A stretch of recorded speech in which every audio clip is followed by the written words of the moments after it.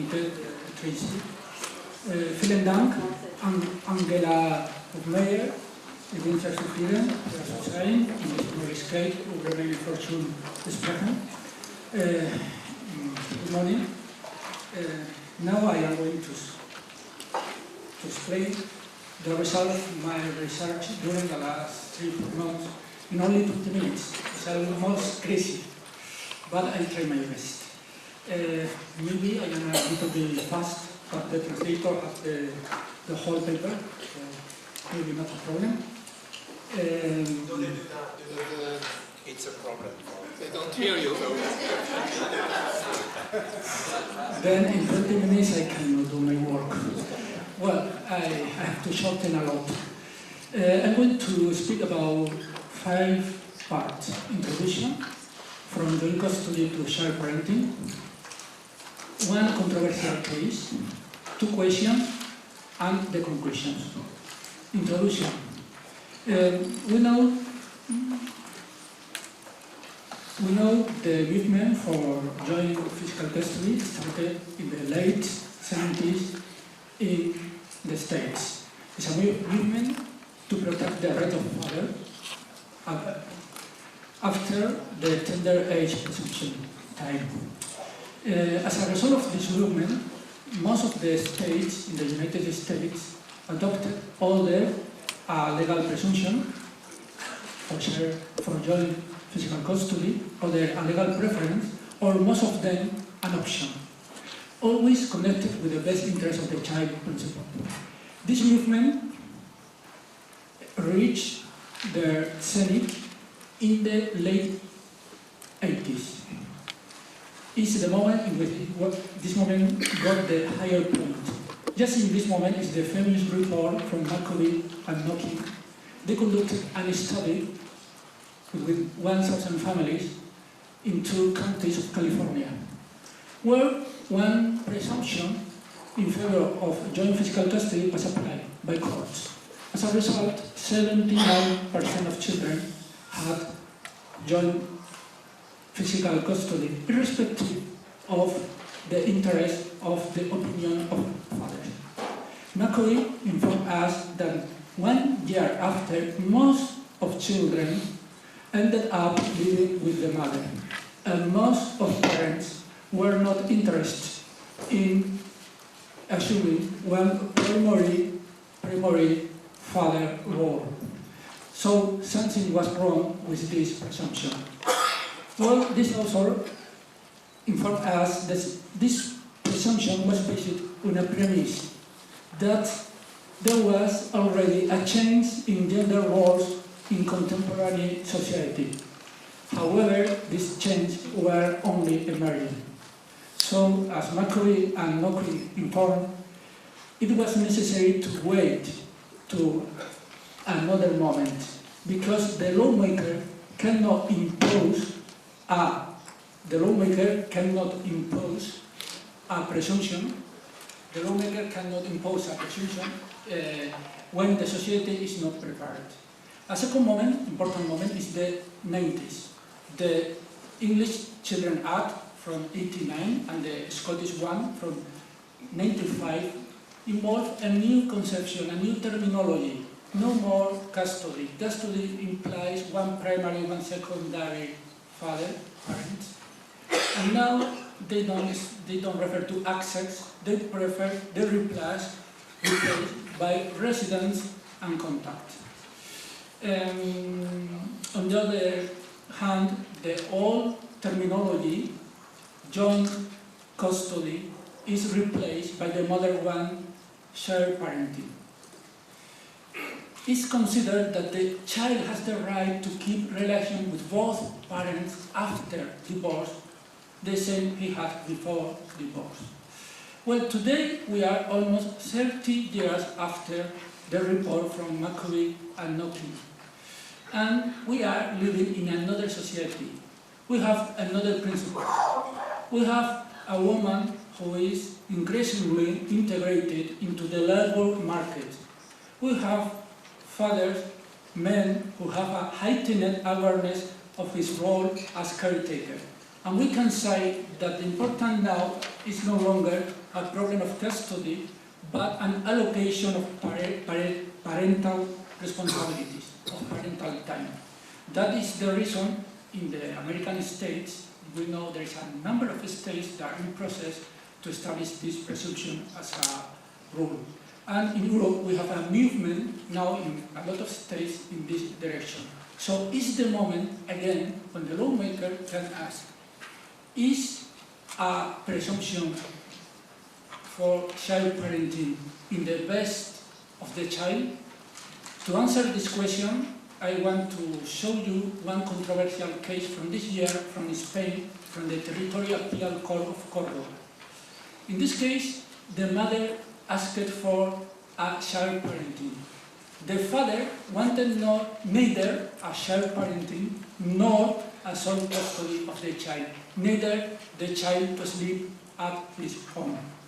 But the decision was for the mother, was granted for the mother, because the mother was working and she needed help. Okay, this decision is in accordance with the judicial precedent of the Spanish Supreme Court of year 2013 in favor of child parenting. But my question is this decision taking into account the best interest of the child, or is an automatic application of a presumption? Well, this case allows us to ask three different questions. First question is child parenting in the best interest of the child? Second, is a presumption in favor of the child parenting in the best interest of the child? And third, may this type of decision lead the judge to automatic decisions, irrespective of the best interest of the child? So I forgot, always is the same claim, the same problem. Well, first question. Well, to answer, there is a number of researches made in the last 30 years, but I think that the most developed one is the one by Linda Nielsen from this year. She analyzes 60 studies where all focuses on statistically analyzed quantitative data. The sample size ranging from 20 to 50,000 children from 8 countries. The conclusions of Nielsen are, first, that child parenting is linked to better outcomes than sole parenting. Second, that the fact that the child is subject to two different sets of rules doesn't produce negative effects. And third, yes, true, child parenting is not the best for all the children, but is the best for the vast majority of them. In the same line of Wasserman from 2002, the report, and in the same line of Baugh, Prison, and Dropot, the research article from 2016, and in the same line, Bauer and Botruba from this year. Bauer and Botruba say us, okay, child parenting may be a starting point to decide, and that is a very important information.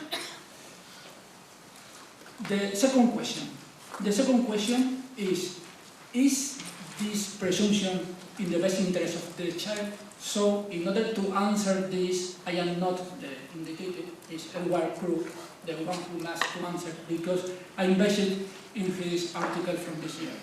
Of course, there is a high level of skepticism and resistance to this type of presumption because of different types of negative arguments. First, because it's an old application of the attachment theory that distinguishes between a primary and secondary father. Second, because it says that it creates a high level of conflict, even violence. And third, and this is the problem one, the important one, because if the best interest of the child can only be applied to a specific child in a specific case, there is no room for a general presumption that doesn't take into account specific cases. To be honest, when I arrived in this position, in this moment, I thought there is no way to fight against this argument. Well, but there is counter-arguments. The first one is, okay, we were speaking about an old version of the attachment theory. Attachment theory has evolved. Today, we distinguish two primary parents. The second is my translation from Spanish. The second problem. Well, conflicts are neither negative nor positive. Conflicts are human. The problem is when the child is in a permanent situation of conflict. That is, then they just have to foresee what is going to be the evolution after divorce. But because if conflict is not compatible with shared parenting, then never we have after divorce shared parenting. And what is the third criticism? The third criticism is the important one, because is compatible best interest of the child and this presumption? From my point of view, yes. Only if we control the presumption and we transform it in a rebuttable presumption. If it's a rebuttable presumption controlled by the best interest of the child, may be useful.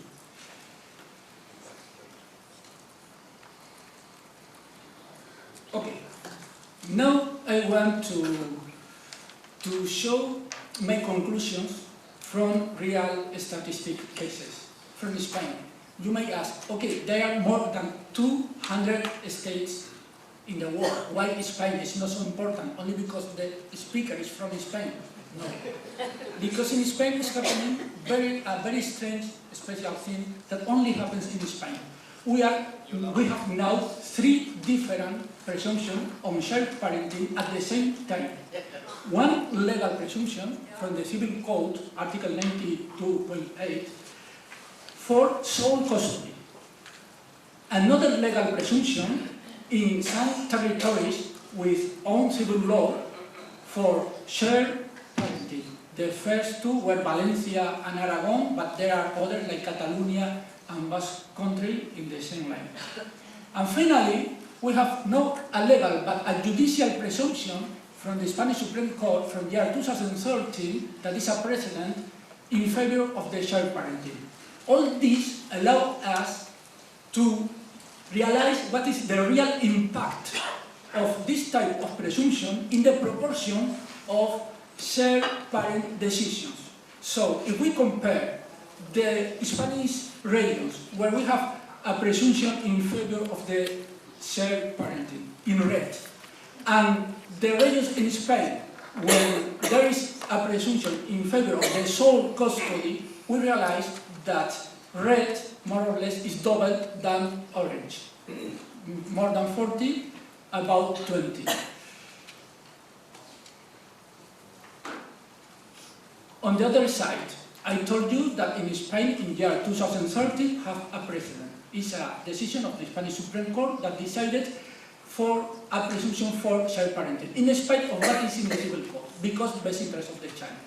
If we see the evolution of shared parenting in Spain, in the whole Spain, from year 207, when we have a presumption for sole custody, to the year 2013, when in year 2009 is the best time Spanish Supreme Court says his preference for shared parenting. And from year 2009 we see the evolution. And the very important year is 2013 when there was the precedent. And finally, last year, is the last information, 30%. So yes, the fact of establishing a presumption in favor of shared parenting, judicial or legal, has a high impact. And that is the proportion.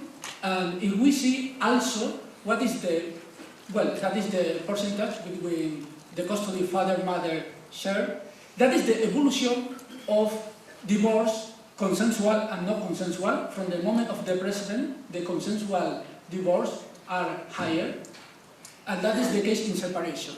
That is exactly the same information. So after all this, we can conclude that a presumption, a legal presumption or a judicial presumption in favor of the shared parenting produce an increase in the proportion and exponential increase in the proportion of shared parenting decision. As far as this type of presumption is in the best interest of the child, it may be concluded is a good legal work. My conclusions. The conclusions